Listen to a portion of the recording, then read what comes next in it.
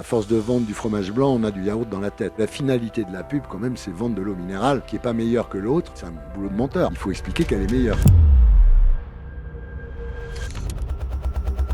Quand je suis arrivé à la télé, il y avait une interview formatée. Et puis au bout d'un moment, on s'est dit que plutôt que faire des interviews formatées, on allait écrire les interviews en fonction de l'invité. Puis là, c'est devenu encore plus méchant.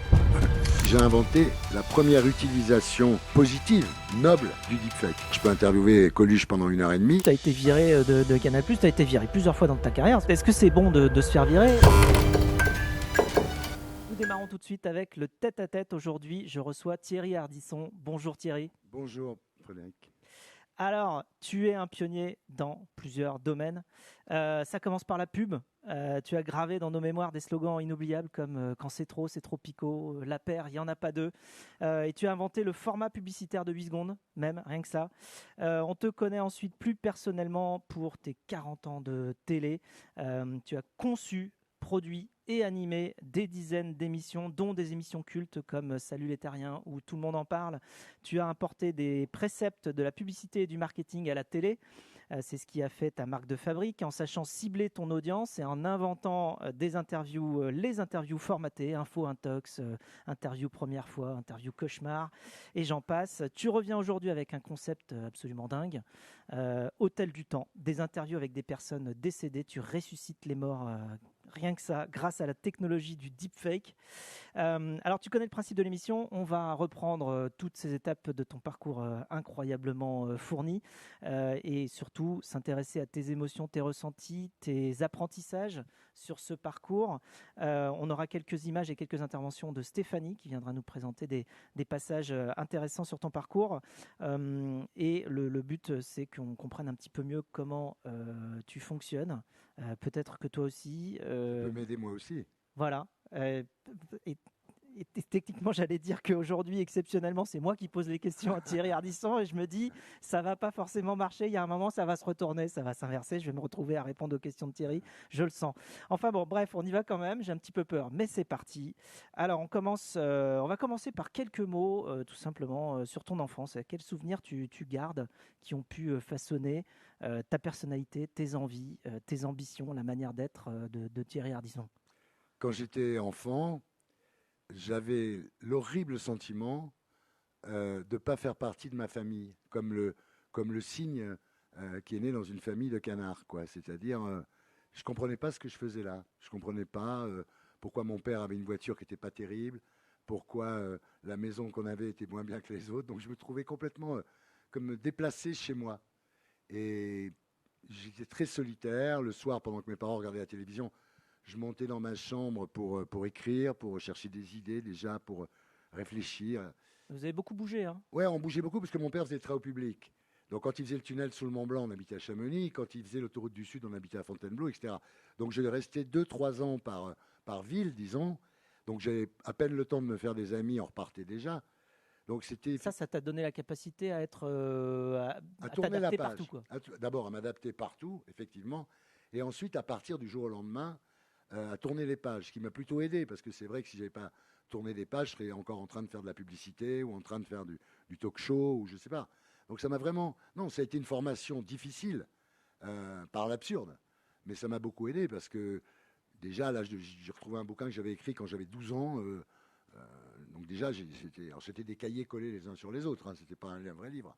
Mais c'était déjà l'intention de créer des choses et puis de devenir célèbre, puisque dans la préface de ce livre, je m'interviewais moi-même. C'était Thierry interviewé Ardisson. Ce que j'ai fait après à la télé, quand j'ai créé l'auto-interview. Enfin, quand on a 12 ans déjà, imaginer de s'auto-interviewer, c'était déjà les prémices de ce qui est arrivé Tu viens après. des questions que tu te posais? Que tu te posais, Ah bah, du coup, c'est le cas de le dire? pourquoi? Non, mais c'était pas Bernard Pivot, hein, c'était pourquoi avez-vous écrit ce livre, de quoi ça parle, etc. Enfin, c'était promotionnel, hein. Mais c'était déjà un signe. Et alors, tu commences à la fin des années 60 dans l'agence de pub BBDO à Paris. Et alors, comment tu te retrouves dans la pub? Bah, je me retrouve dans la pub parce que j'avais fait un concours par correspondance pour les chaussettes STEM. Et j'avais trouvé STEM un peu, beaucoup, passionnément à la folie. C'est pas mal. J'avais envoyé mon truc et je n'étais pas le premier du concours, mais il m'avait répondu en me disant c'est pas mal. Voilà. Et je m'étais dit, dans le fond, pourquoi pas faire de la pub? Ça a l'air sympa. Voilà. Donc je suis monté à Paris. Je suis allé chez Publicis parce que Publicis, c'était vraiment l'agence de pub par excellence. Mais ils m'ont pas pris parce que je n'avais pas fait mon service militaire. Donc j'ai descendu les Champs-Élysées et puis je vois écrit BBDO, agence de pub. Je suis monté au 6e étage et à l'époque c'était extraordinaire. La fille me dit vous voulez quoi? Je dis cherche du boulot. Puis asseyez-vous. Au bout d'un moment il y a un mec qui arrive, il dit il cherche du boulot. Le mec m'a engagé et au début je faisais de la promotion des ventes. Donc j'ouvrais des supermarchés, des prix uniques. Et puis après rapidement je suis allé faire de la création. Voilà. Après je suis devenu concepteur-rédacteur et j'ai fait ça pendant 15 ans. En parallèle, tu écris des bouquins. Oui, j'ai écrit Cinémoi oui. en 72 et La Bilbe. Oui, j'ai écrit 2 premiers bouquins qui ont été publiés très facilement, et je dirais trop facilement, parce que l'éditeur, à l'époque c'était aux éditions du Seuil, l'éditeur m'adorait, il trouvait que tout ce que je faisais était bien, sauf qu'il aurait dû me faire retravailler, parce que les pitchs des bouquins sont bien, mais la traduction littéraire, disons, est un peu chaotique. Et donc, il a fallu attendre le 3e, qui est Rive droite, pour que je fasse un livre, disons, construit. C'est vrai que pour écrire un bouquin, on en parlait l'autre jour, on avait Marc Lévy qui était là sur le plateau, et il nous disait que 20% c'est l'écriture et 80% c'est la relecture, ouais. Et le peaufinage, et refaire les textes jusqu'à ce qu'ils soient... C'est un peu dommage, parce que si le premier éditeur m'avait dit, écoute, ok, t'inquiète pas, on va te publier, mais travaille un petit peu encore, je l'aurais fait évidemment. Et la Bilbe, le concept de cinéma, c'était un garçon qui est allé au cinéma trop jeune et qui ne sait plus de quel côté de l'écran il est, un peu comme la Rose pourpre du Caire, mais en moins bien quand même. Et puis après, la Bilbe, c'était il y a une nuit où le monde entier fait le même rêve. Voilà, donc c'était mon époque un peu Philippe Cadic, un peu science-fiction. Et après, Rive droite, c'est l'histoire d'un héroïnomane, d'un junkie, qui arrête de prendre de la drogue et qui tue d'autres junkies, il devient ultra rigoureux, quoi. Finalement, c'est la pub qui l'emporte. Oui, mais la pub l'emporte parce que dans la pub, il y avait de l'argent. Voilà. Et ayant manqué d'argent dans mon enfance, et ayant, comme je l'ai dit, des ambitions quand même de voyage, de style de vie. Tu dis que ça allait plus vite avec la pub, avec des slogans. Quand tu crées un bon slogan... Quand tu trouves la paire, il n'y en a pas deux. Tu es un génie pendant 3 mois au moins. Après, il faut en retrouver un autre. Mais disons qu'on gagnait énormément d'argent et qu'on ne foutait pas grand-chose et que c'était un bon boulot. Non. Mais moi, je sais qu'on va y venir, mais moi, la pub, en fait, contrairement à Frédéric Becbédé, par exemple, qui a fait un livre qui s'appelle 99 francs, où il critique la pub, enfin, c'est un très bon bouquin d'ailleurs, il critique la pub. Moi, la pub, c'était ma grande école, c'était mon université. C'est-à-dire que, en fait, tout ce que j'ai appris dans la pub, c'est ce que je n'avais pas appris à l'école, parce que je me suis arrêté très tôt. Je suis arrêté aux 2e année d'anglais, quoi. Et là, j'ai appris à réfléchir, à travailler, à créer, à organiser la création, à rationaliser la création. Et donc, ça m'a beaucoup servi, ouais. Mais bon, il ne fallait pas y rester, parce que, comme j'ai dit à l'époque, à force de vendre du fromage blanc, on a du yaourt dans la tête. C'est-à-dire que la finalité de la pub, quand même, c'est vendre de l'eau minérale, qui n'est pas meilleure que l'autre, mais c'est un boulot de menteur. Il faut expliquer qu'elle est meilleure, quoi. C'est très intéressant, parce qu'après, quand tu t'attaques à des émissions de télé, la finalité est beaucoup plus noble, évidemment. Quand même le sens de la formule. Alors en 78, tu fondes ta propre agence avec Éric Bousquet et Henri Bachet. Vous la nommez Business, au moins c'est clair. Ouais. Et tu marques le secteur, Stéphanie. Effectivement, vous marquez le secteur parce que vous inventez le concept du spot publicitaire de 8 secondes quand à l'époque les pubs en faisaient 30. Votre objectif, c'est de permettre aux annonceurs à petit budget d'accéder à la télévision. Et vous êtes aussi celui qui a créé plusieurs slogans publicitaires qui ont marqué et qui marquent encore les esprits, comme Ovomaltine, c'est de la dynamite, Vas-y Vaza, la paire, il n'y en a pas deux évidemment, ou encore Quand c'est trop picot. Et vous avez raconté dans une interview à Playboy, le rituel qui vous aidait justement à être créatif, c'était un bain, un pétard, un concept. Oui, parce qu'en fait, je ne vais pas faire prosélyte de la drogue évidemment, mais quand on sait l'utiliser, ça peut être utile. Je ne suis pas le premier à dire ça. Et donc, c'est vrai que pour trouver des idées, il faut se mettre en position de radar.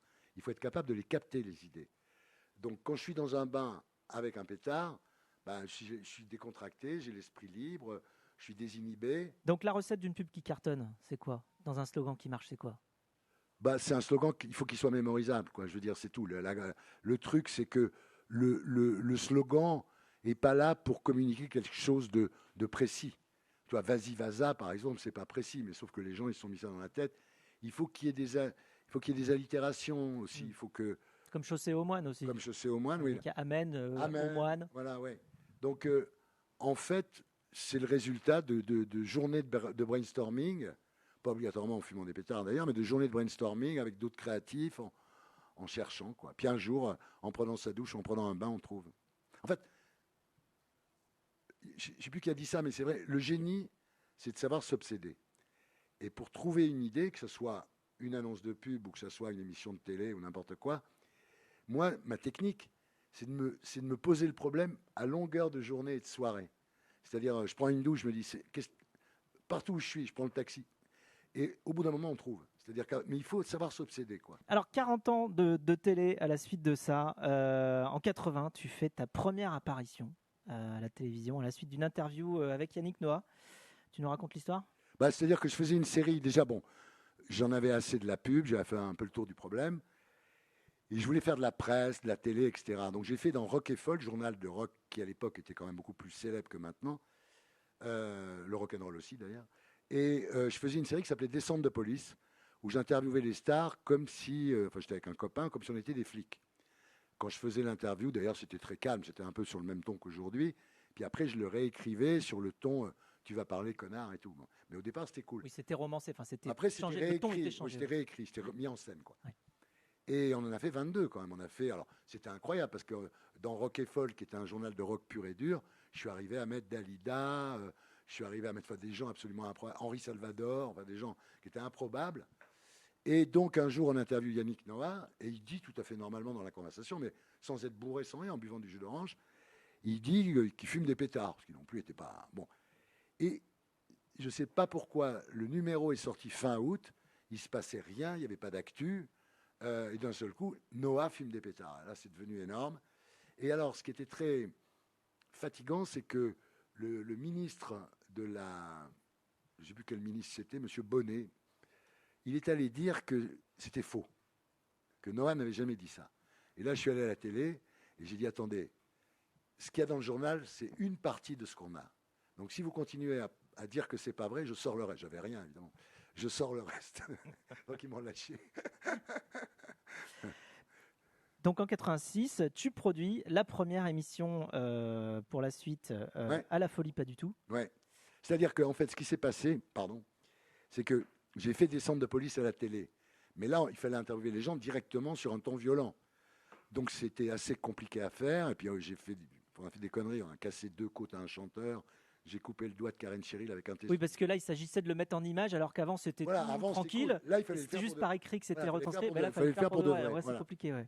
Et donc, ils ont arrêté l'émission. Et ils m'ont fait faire une émission qui n'était pas de moi, très sage, qui s'appelait Scoop à la une. Et l'année d'après, je devais présenter le dimanche après-midi. Et puis, je suis allé voir le patron de TF1 à l'époque, Hervé Bourges. Et je lui ai dit, c'est la seule fois de ma vie où j'ai dit ça. J'ai dit, je ne vais pas y arriver. En général, je ne me pose pas trop la question. J'ai dit, je ne vais pas y arriver, président. J'avais un trac, mais à l'époque, j'étais malade du trac. N'importe qui à ma place aurait abandonné. J'étais hyper traqueur. J'étais devant une caméra, je perdais tous mes moyens. Et donc, je suis resté sur le projet, mais en tant que producteur. Donc, j'ai produit et j'ai engagé Poivre d'Arvor, qui était dans une oubliette parce qu'il s'était fait virer par François Mitterrand. Donc, il était dans une petite émission le samedi matin. Et je suis allé le chercher, je l'ai mis le dimanche après-midi sur TF1. Et après, ça aussi c'est important à dire aux gens, c'est le principe de plaisir. C'est-à-dire que chaque fois que je faisais cette émission, je la faisais au POPB à Bercy, dans un univers qui était désolant. Et puis après, j'allais boire des coups au bain-douche. Et un jour, je me dis, mais dans le fond, pourquoi tu ne fais pas directement l'émission au bain-douche ? Et j'ai fait Bain de minuit, qui a été ma première émission, qui est sans doute une de celles que je place haut dans le hit-parade, dans mon hit-parade. Et voilà, et j'ai fait Bain de minuit.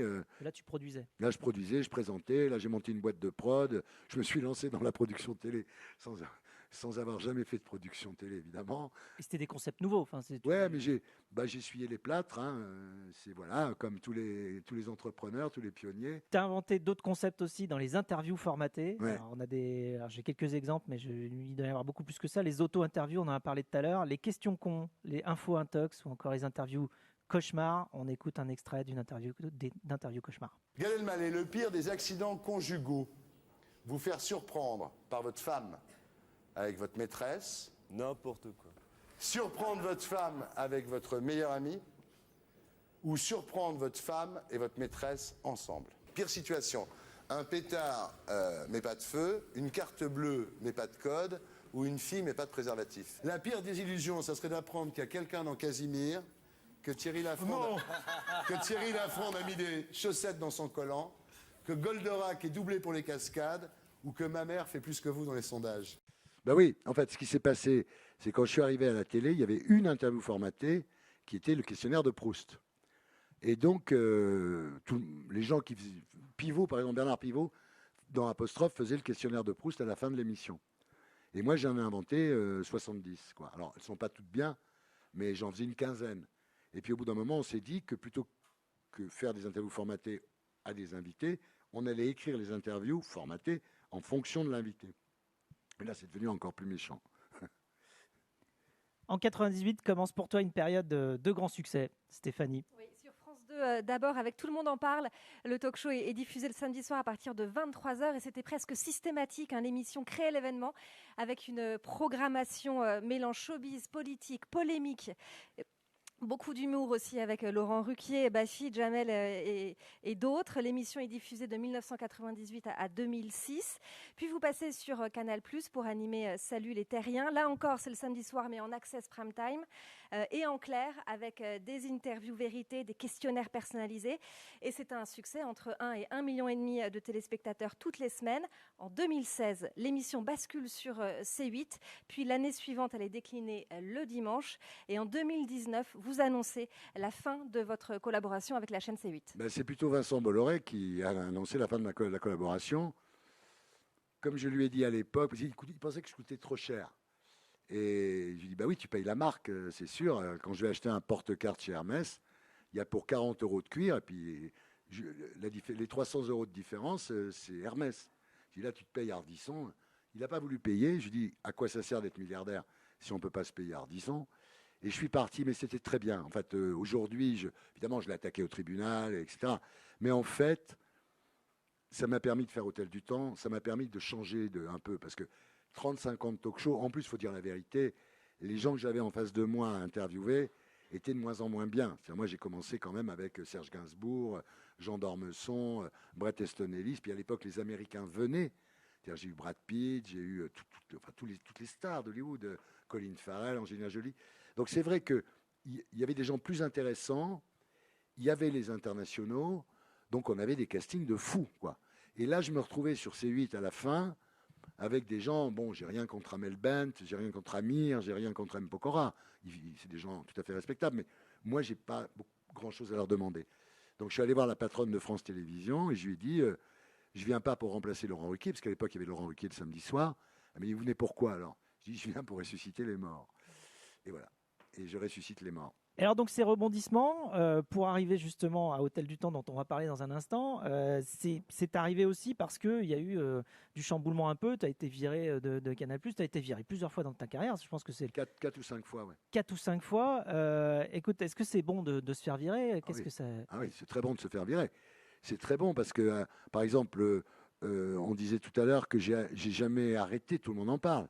C'est le patron de l'époque qui m'a viré, il s'appelait Patrice de Carolis. Il m'a viré parce que je ne voulais pas arrêter une autre émission que je faisais sur Paris Première qui s'appelait 93 Faubourg Saint-Honoré, qui me plaisait beaucoup. Oui, là où tu invitais les gens chez toi. Chez moi, absolument. Et donc, il me dit, il faut arrêter. Je dis, non, je ne vais pas arrêter. Pourquoi je vais arrêter? Et donc, il m'a viré. Bon, je suis parti sur Canal.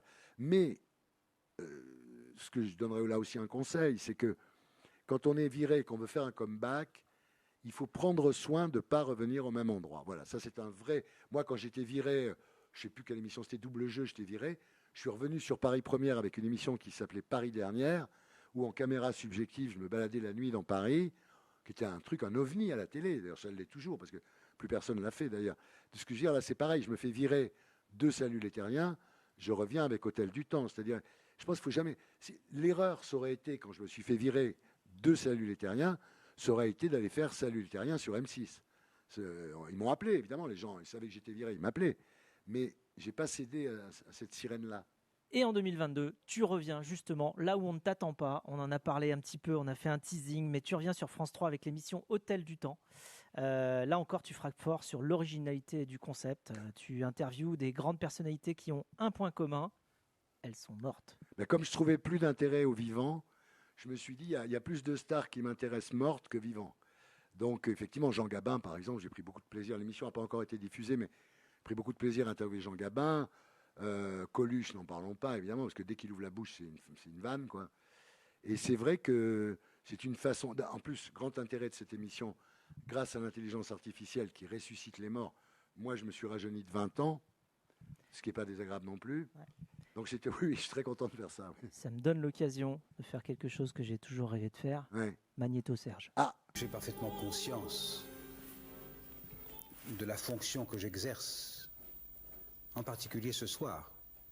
Nous étions comme les passagers d'un avion, avec plusieurs classes, qui boivent du champagne en sachant que l'avion va s'écraser sur la montagne. Avec le temps va, tout s'en va, et l'on se sent blanchi comme un cheval fourbu. J'y pense, Léonie, je l'ai renvoyé. Attendez, je l'ai renvoyé il y a environ 2 ou 3 mois, je peux vous le dire en consultant mes registres. Un jour, j'en ai chopé un. Je lui ai dit, dis donc, les ouvriers de chez Renault, vous venez pas les faire chier le dimanche. Eh ben moi, c'est pareil. Quand je me repose chez moi, il faut pas venir m'emmerder. ben ouais, non, en fait, comment on fait? Parce que, évidemment, c'est-à-dire que le deepfake avait une très mauvaise image. Donc, c'était soit pour mettre Barack Obama dans une partouze, soit pour faire chanter Hitler et Staline du ABBA. Et moi, ce que j'ai fait, je n'ai pas inventé le deepfake, j'ai inventé la première utilisation positive, noble, du deepfake. Parce que les gens, jusque-là, ils s'en servaient vraiment pour faire des conneries, quoi.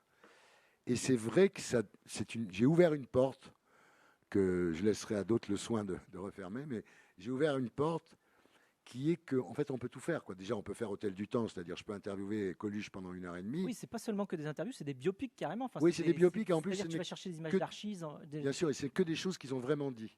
Oui, alors ça c'est très important. C'est-à-dire que dès le début, tu dis tout Je ce dis, qui... ça a été fait avec l'intelligence artificielle, et tout ce qu'ils disent, c'est des choses qu'ils ont vraiment dit. Comme ça, je suis tranquille, on peut pas. Et je fais ça en accord avec les héritiers. C'est pas toujours facile, mais rien ne m'y oblige, parce qu'il faut savoir qu'il n'y a pas de droit à l'image pour les morts.